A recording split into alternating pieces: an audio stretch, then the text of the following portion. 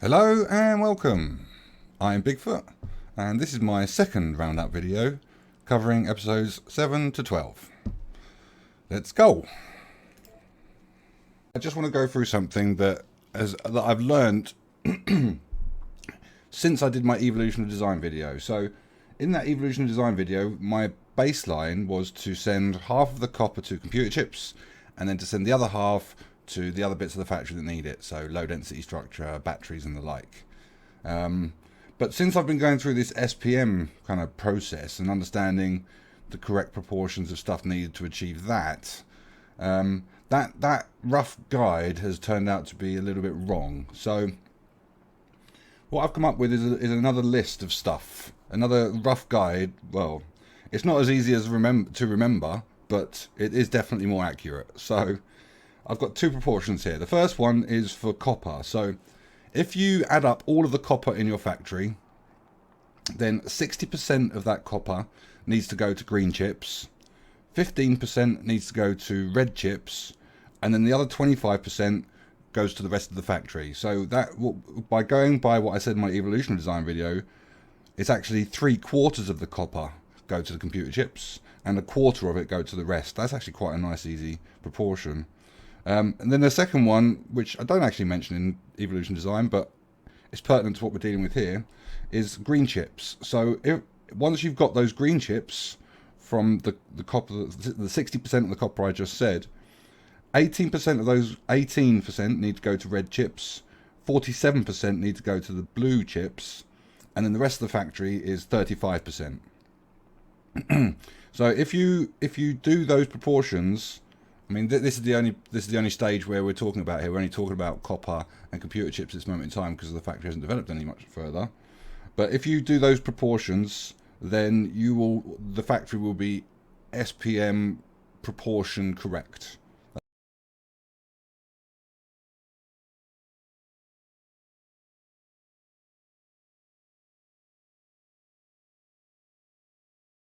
So obviously I haven't unlocked blue chips yet. I know if it's obvious, but it doesn't stop you from building the infrastructure required for blue chips. Just because you haven't unlocked it doesn't mean you can't build it. In my experience, the only thing you can't build with red and green science, the only thing you can't is the rocket silo. But that can be easily replaced with a 9x9 rectangle, a square of conveyor belts. It doesn't have to be the rocket silo, it just needs to be something that's the same space as the rocket silo. I mean, I suppose it was a leap for me. I was like, oh, I can build this stuff. I don't need to unlock it. Whereas before I was kind of following down this path of unlocking it something, then building it, then unlocking the next thing and building that. So, oh no, I don't need to do it that way. I can build it first, put it where it needs to go, and then build around it. It just requires a little bit of good planning.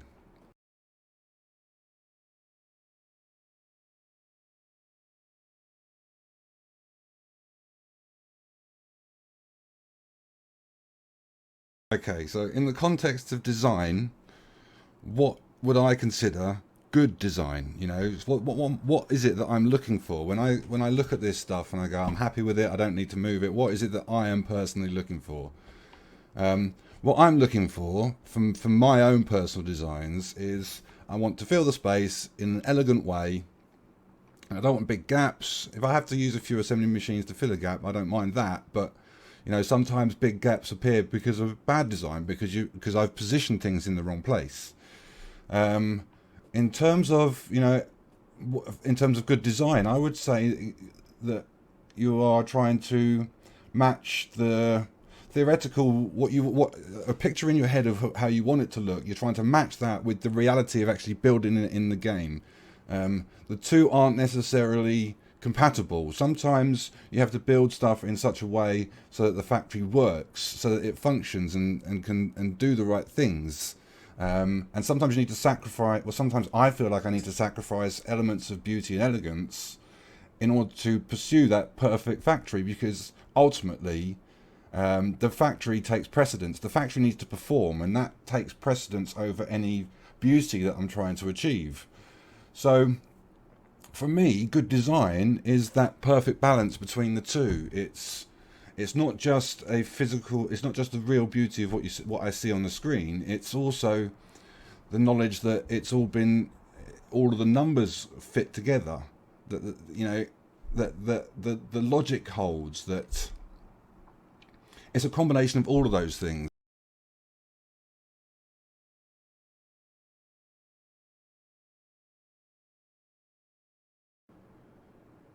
I have only one real issue with the base so far. Just the one that I can think of, well, that comes to mind at this moment in time, and it's that there was an efficiency of space that I could have used here. This is my copper setup that I've built already that I didn't use, mainly because I didn't see it early enough. And it's the kind of thing that I used to pride myself on, getting these sorts of efficiencies of space. And when I noticed it, I was like, it was kind of too late. I'd already positioned a lot of the factory around here, and I didn't want to move it all again.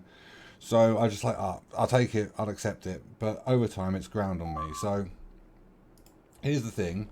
Because I've got the inputs for the furnaces coming in from below, and then the outputs coming from going above, there would have been nothing stopping me from using the same lane to bring in the ore and then to bring out the ore. I could have moved this whole bus almost to commingle with the inputs and the outputs together in the same space. I could do the same here, bring this one in here and bring this one out. And it is something that I've done before many times. So it's been sitting in the back of my mind, grinding at me, just absolutely grinding at me, because I should have fixed it when I had the chance, and I didn't. And now I'm completely stuck with it. However, that doesn't mean that I'm stuck with it factory wide. So, iron mines, crashing cars. Iron furnaces. This is exactly what I've done. And it works out so damn sexy. So damn flipping sexy. Here's the input going in. Here's the output coming out. And that's the bus. That's all of it. It's just, it works. Why didn't I do it for the copper? Why didn't I do it for the copper? Ah.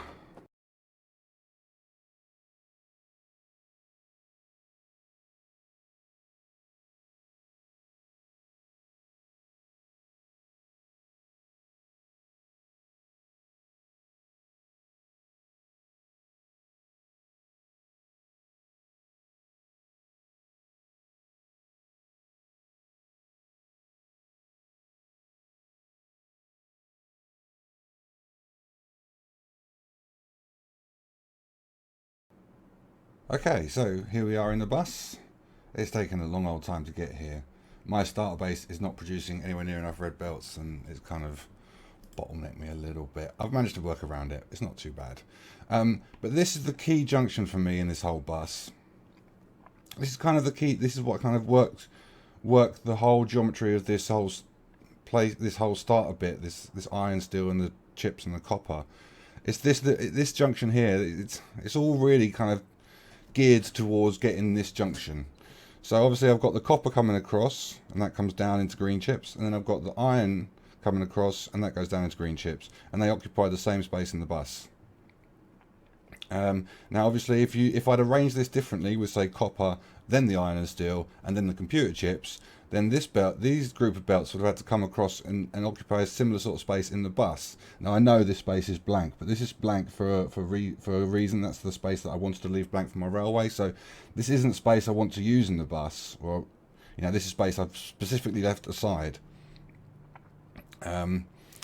So just because of the way that I've set things out, I've got this arrangement where these two buses occupy the same. These two kind of little buses for the green chips occupy the same space in the main bus. And you could ask, what's the point? You've spent a lot of time and effort making just this one collection of belts work, and that's not a terrible point of view.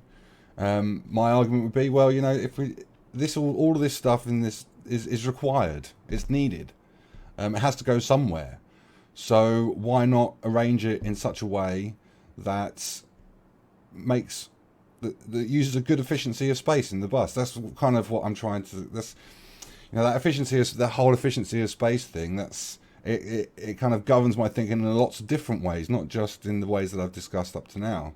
In addition, by if we move our way across the map, this is the iron and steel. So this is the iron that goes to the green chips, and then this is the iron and steel that goes into the main factory. And you can see that these belts, once again, occupy the same space as those belts that we were just talking about. So I kind of get 3-for-1 value in this arrangement. That's the way that I see it. I'm able to use this space in the bus 3 times. You know, if I had to, if I set it up differently, I would have to have those extra belts. I'd need a wider bus.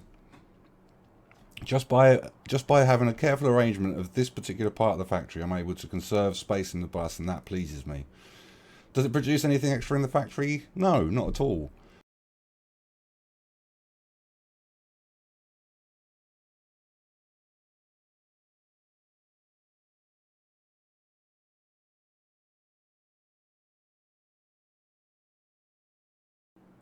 So this is kind of how the process starts. So I just kind of, these are all the processes that I need for conveyor belts. So I build it up from here, and then I'll fill in the gaps with the bus in a moment. So if we move from the main bus across the left, what we have here is my blue belt setup. So these blue belts will come out, they'll come in here and get stored in these chests. At some point in the future, I'm going to need so many blue belts that, you know, and these take quite a long time to make, so, and a lot of gears. So I want a lot of storage so that I know that I've got plenty of it when I come to that point. So that's blue belts. Then we'll have the storage for the red belts doing exactly the same thing, except we've obviously got an output so it can feed into the blue belts. These are the red belts. Then we've got the same again, the yellow storage for the yellow belts, and then the yellow belt manufacturing. So what's going to happen is the yellow belts are going to come out here, come in here. I'll get to the yellow belts in a moment. The red belts will come out here, come in here, go in here. They'll come out, go into the blue belts. The blue belts will come out and then go into here, go into the storage for there. So it kind of leaps from one to the other. Yellow belts are a little more tricky because they don't just go right, they need to go left as well, because then they need to feed science, and they'll also need to go somewhere so that I can make the research labs. So they'll have to come in out here into the middle of the kind of the main bus for this section and move its way left and right. And then we've got all of the gears. So that's what these are going to do. So I haven't done this many gears before for my conveyor belts, but I've got all of this space, so it kind of makes sense to use it. And I've got a lot of iron coming into the jumble, so why not use it all in an elegant way as possible? That's the way I kind of feel about it. I'm going to need a lot of blue belts, so it's a good way of getting a lot of blue belts. So in order to utilize a full blue belt of iron plate and make it into gears, you need 9 assembling machines, but I don't like that. I think it looks inelegant, so I just use 8, and then, you know, that iron plate can find its way to other processes in the factory. You know, this is not critical for SPM. I need maybe 2 of these assembling machines to make enough gears to get enough conveyor belts. You know, that's not critical. I'm trying to do 2 things. I want a lot of gears. I want a lot of conveyor belts, but I've also got some space to burn. You know, I think in my mind when I was approaching this, I was only going to use 2 of the blue belts and have 2 blocks of gears. But now that I've got all this space, I may as well use it.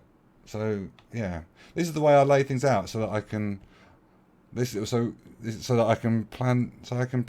the way that the conveyor belts are going to come in naturally in an elegant way.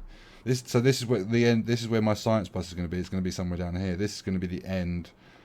So I'll run a wall line up here, and then whatever processes need to happen will be in this space. This will be my allotted target space that I'll try and fill with all of these bits and pieces that I'm going to need. It's going to get really tricky. Anyway, that's for another moment. I'll explain what I'm trying to achieve here next, at some point in the future. For the moment, I just want to concentrate on conveyor belts. So what I need to do here is start feeding in the inputs.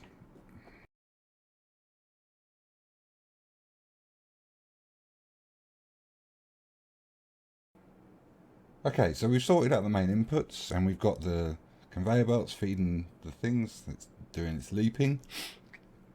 And up here I've kind of put some more assembly machines. Kind of, they're not in any specific place. They're just there so that I can plan where the inputs are going to go. So I don't know. You may have called it earlier. You're going to need, in order to use 8 of these conveyor belts of iron ore, I need 8 of these blocks of gears, and I've only got 4 on the bottom half, and I need to put some stuff on the top half, and I need more gears for that stuff as well. So by putting this stuff up here, I can plan for it without knowing precisely where it's going to go.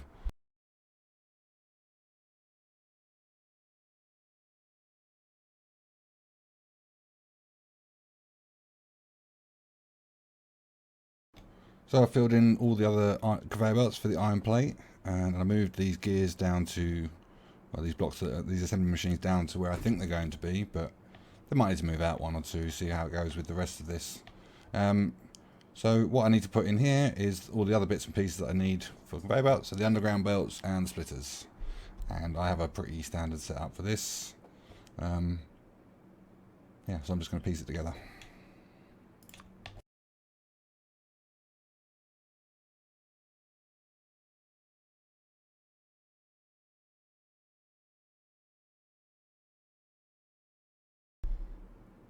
So, I mean, the philosophy for this is very, very similar to what I was doing for the conveyor belts below. So we create each item, and then that moves on to the next item, and that moves on to the next item. I suppose the only difference is all of these conveyor belts that are coming in and out, these are all iron or gears. And you know, I need some chips for the splitters. So instead of trying to route the splitters, those computer chips through here and trying to find its way around to the splitters on the other side, I just bring in another little bus along here. I mean, along here I'm going to have another one of those lines for my power and robot ports. So, and that conveyor belt lines up with the edge of this assembly machine. So, you know, it's not like I've done this before or nothing. You know, it's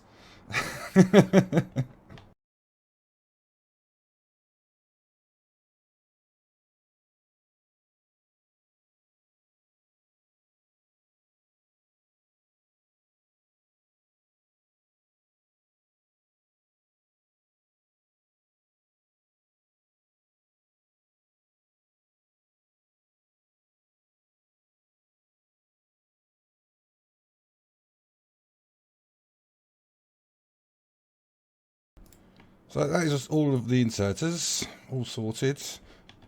I've had to do it kind of all in one go.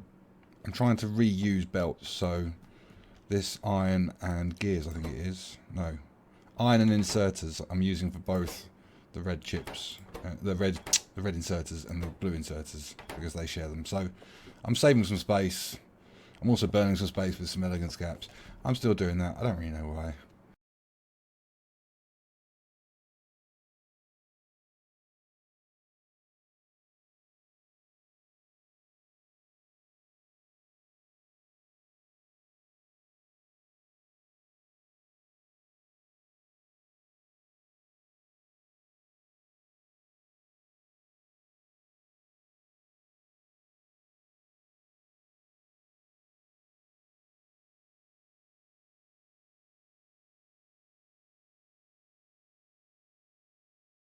Okay, so that's the camera moved, and I've started to place down the first few belts. And I just want to go through my thinking of this bus, because it's got to do a lot of different things. The other bus was big and it had a lot of things, but it was very, very clearly defined. It wasn't messy, whereas this one has the potential to get really, really messy, and it has got very messy for me in the past. So I'm going to treat it in layers, and the first layer are the kind of the inter-process mixing. So other processes in the shopping mall which feed other processes in the shopping mall but don't really go anywhere else. These are So these are processes that are very easy to get lost, and I've lost them many times. So I want to deal with them first, and also I want to deal with them closest to the end, because it gives me some opportunity to reuse the space further down here if I need to, and bring it in and lose a few belts if that's what I chose to do. So these belts are two belts of stone brick, then one belt of concrete, and then one belt of stone. So the stone brick needs to feed the wall, the coloured bricks, and the oil refinery, and the stone needs to feed the stone furnace, which feeds the boilers. Concrete, that will be needed if I need to put is it rocket silo? I think it's the rocket silo. That needs to go somewhere, and I'm looking at these gaps, and that looks like good gaps for the rocket silo for me. So I've got the concrete there. It's not been plumbed in, but that's where it's going to go. So that's kind of the first layer. I wanted to get these bits and pieces done. Now I've written a list of all these of this first layer because I want to make sure I don't miss any. So the other ones on my list that I have are, or at least the ones that what I've decided is to put them on the other side. I'm going to have a similar sort of layer on the other side of the bus. So engine and electric engine. Oh no, engine I brought in from down here. This is engine here, so that feeds all of the flamethrower, the locomotive, the pump. I think there's another thing as well. Oh, the artillery wagon, and all of the things that need an engine are in here. I also need an electric engine to go with the concrete if I'm going to do the rocket silo, but the electric engine is going to be on the other side. So I've left that. I'm going to do that on the other side. That's what I've decided. So next layer will probably be computer chips, and then I deal with iron. Then I've got to deal with the fuel and coal for plastics. Then I'll deal with the barrels, or at least one side of the barrels. Then I'll have another little bus for stuff that goes to the rocket. Then I'll have some train tracks and my ammunition for the perimeter wall. Then I'll have copper. Then I'll have more computer chips, plastic for low density structure. Oh, and don't forget the barrels on the other side of the train tracks. And then I'll have this similar sort of collection of little processes on the other side with electric engine, speed module, potentially battery, those sorts of things. So I'll deal with that over on the other side when I get there. So that's layer number one. What I want to do now is computer chips.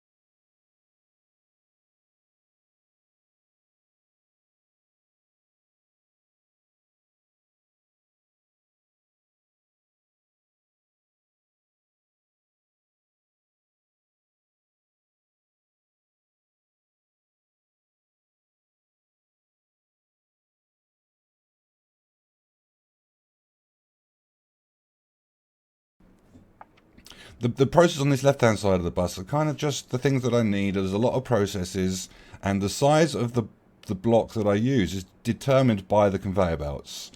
The bottom bit always starts off with a decent structure. I know what I'm doing there, and that's what sets out the block. And then I fit the space. I just fill the space with processes until I run out of processes that I need to build. This side of the bus is different.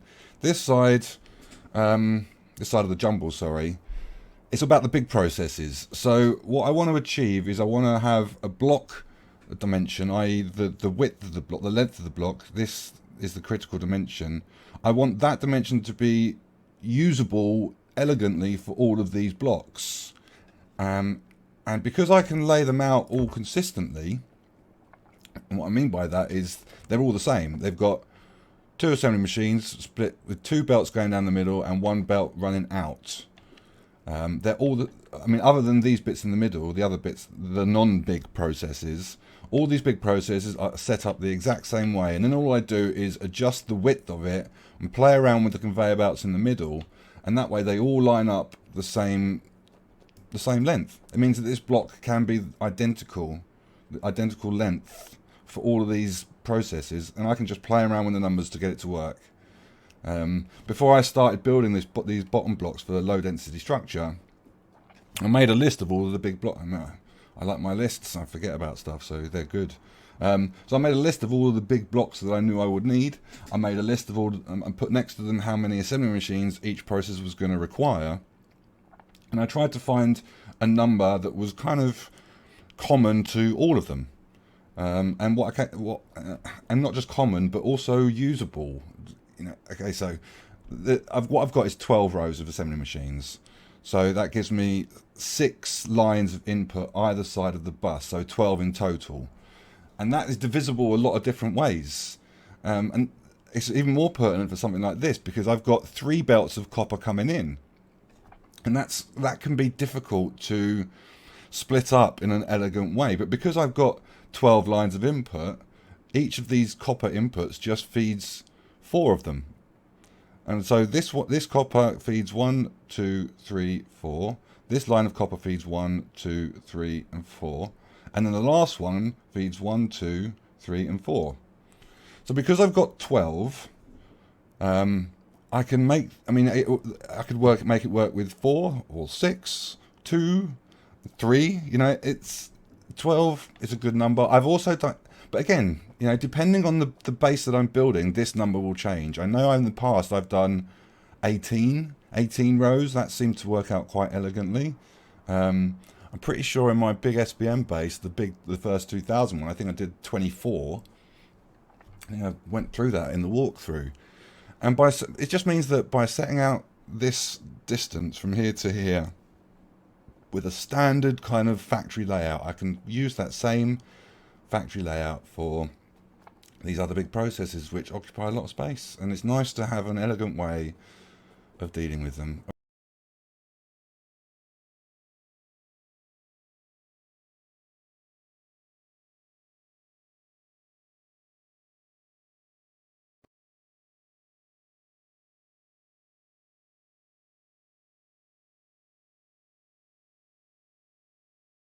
I'm just thinking about stone, and stone has always been a bit of an awkward little blighter in my opinion, and the reason is because in order to process a full belt of 45 stone, we need 36 furnaces, and 36 might immediately appear like it's a nice number, but it's not, or at least not for my standard widget, which you probably is a combination of this, so it's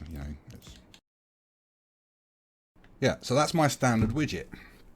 The problem is that this has 4 outputs, so in order for it to work elegantly, I need 4 lanes of input, and 4 lanes of input would be 8 rows, and 36 is not divisible by 8.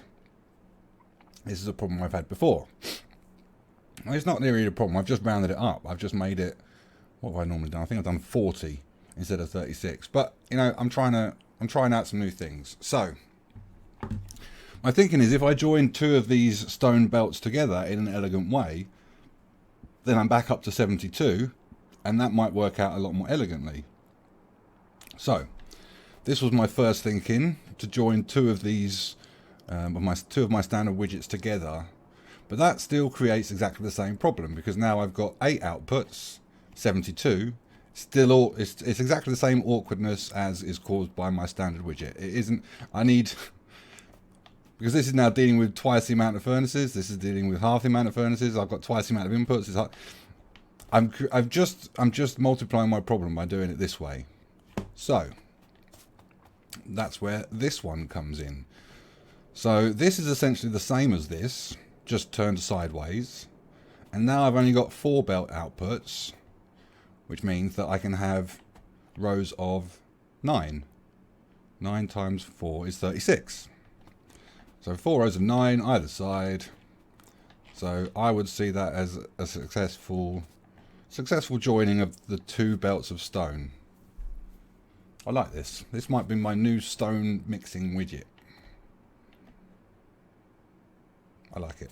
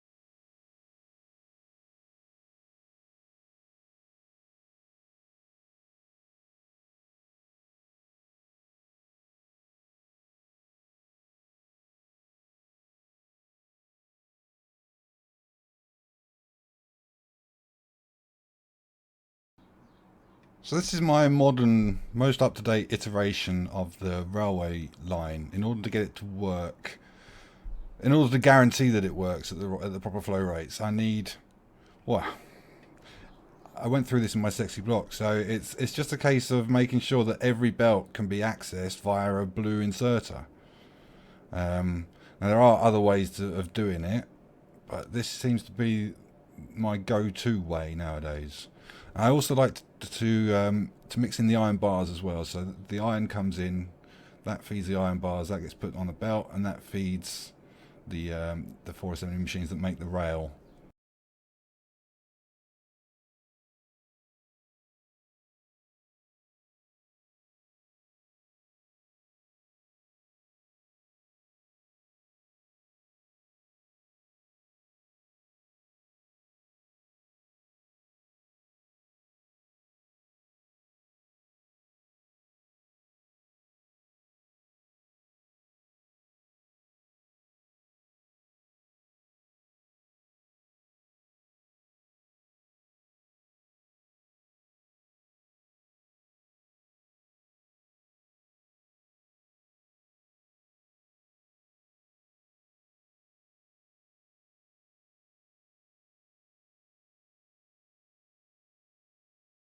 And what I want to do is work on the steam furnaces and my coal.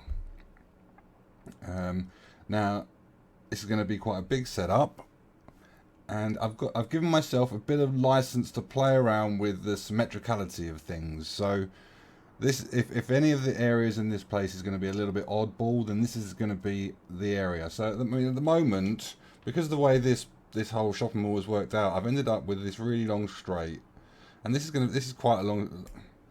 So what I want is some bendy bits in the racetrack, something where something interesting happens, something that's just a little bit irregular. So I want to play around with the positions of the steam furnaces to give myself just a little bit of an interesting racetrack.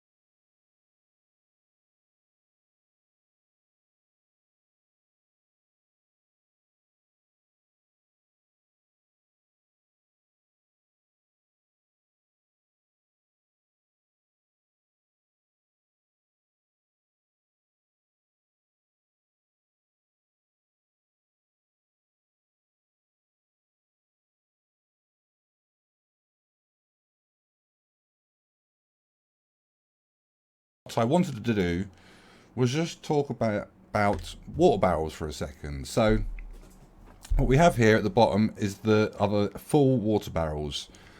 And when I set this off, the barrels are going to get going, and they're going to get to the assembly machines, which are going to empty them.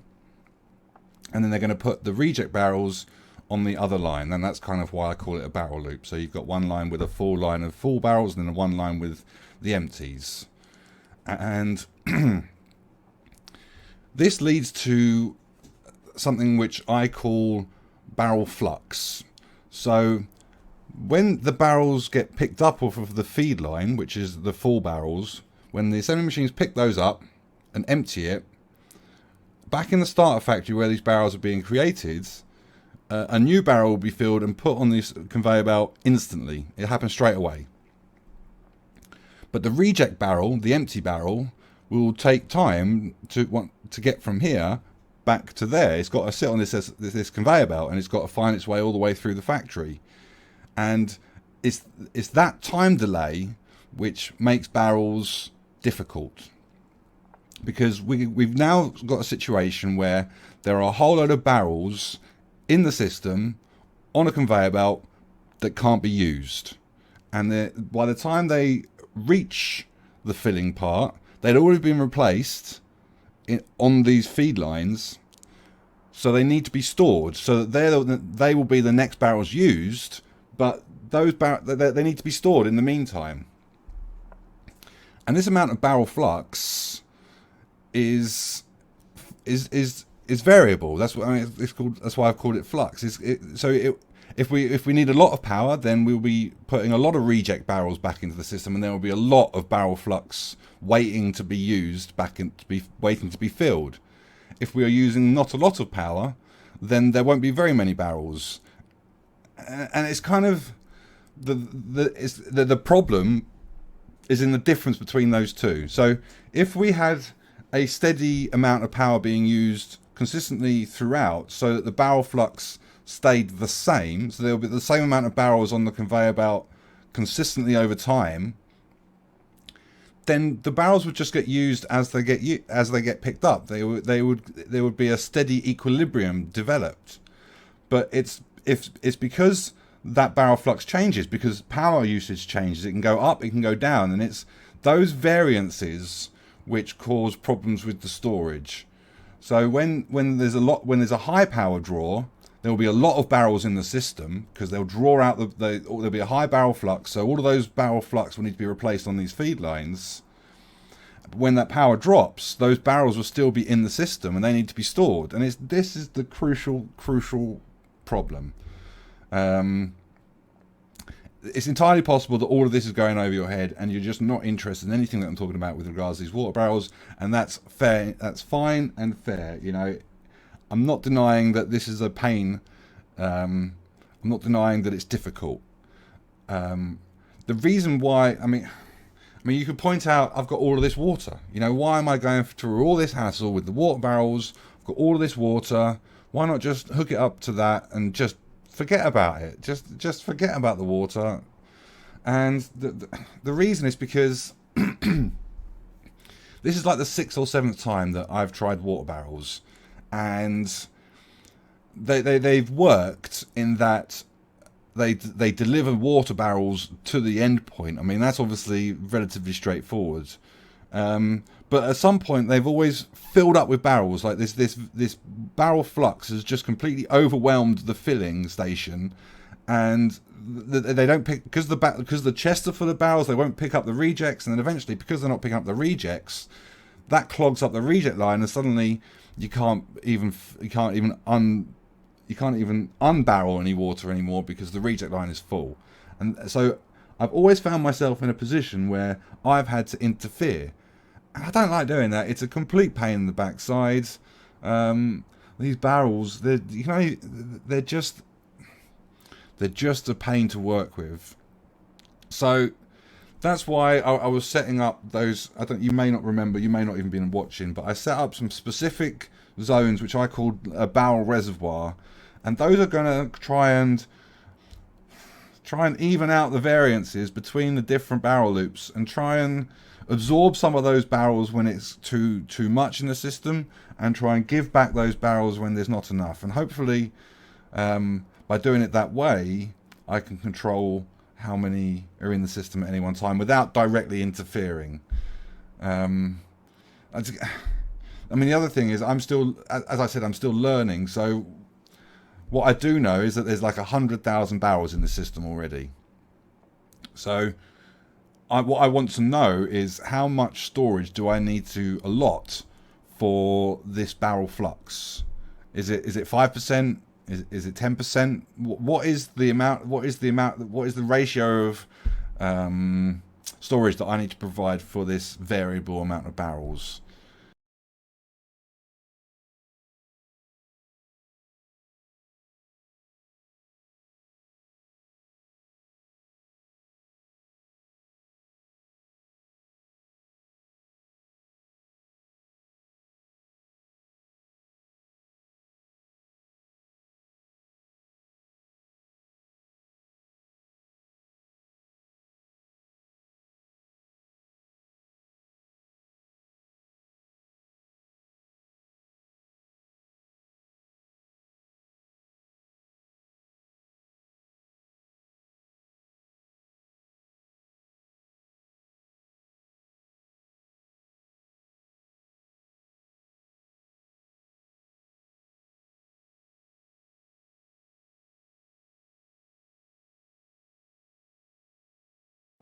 Moving on to other areas, we are now at the bottom, right old bottom of the base, right down here.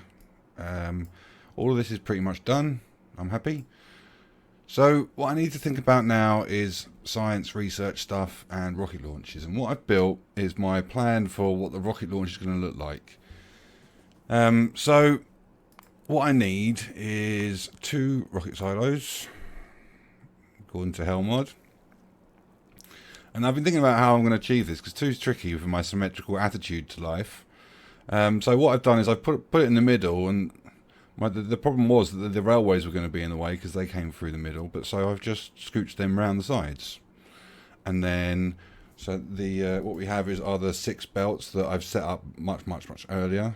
They're going to come down and feed the rocket launch stuff, come round and feed it from the bottom, which I think looks quite good. And then the 4 gap, the 4 tile gap that I've got left behind, that the railways are left behind, I'm just going to use that as a path.